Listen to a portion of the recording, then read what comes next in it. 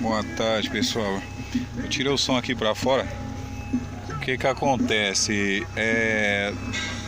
Nos drive tá fazendo esse barulho, esse ruído, ó, do som. Tá vendo? Quanto mais acelera o carro, mais faz esse ruído. O que que acontece? Às vezes acontece isso em algumas pessoas que levam, né, na alguma loja, gasta dinheiro para poder arrumar. Tá vendo? Pode aumentar o volume que vai continuar o barulho.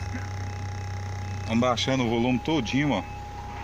Continua o barulho. Eu tirei o som para fora para poder mostrar. Isso aqui no meu é um problema muito simples, ó.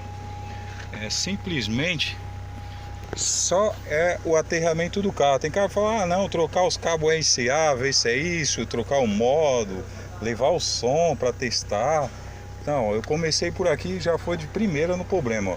É só pegar um cabo, aterrei no próprio som, ó, tá num parafusinho do som aqui embaixo, qualquer parafuso do som. É só pegar esse cabo aqui e colocar no terra, ó. Tem um aterramento do carro que é o fio preto, né? Seria padrão. Ó, vou engatar aqui e vai parar o ruído.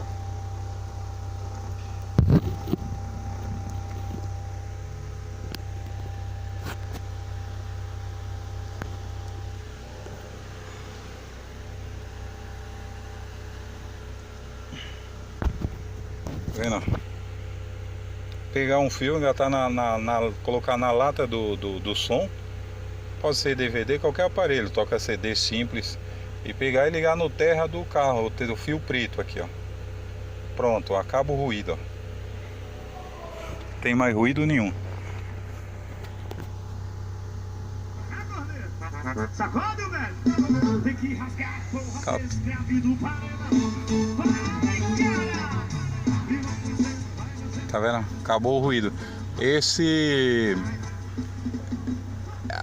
As cornetas tá ligadas naquele TS400, mas o problema não é o módulo, é o próprio som mesmo, só aterrar.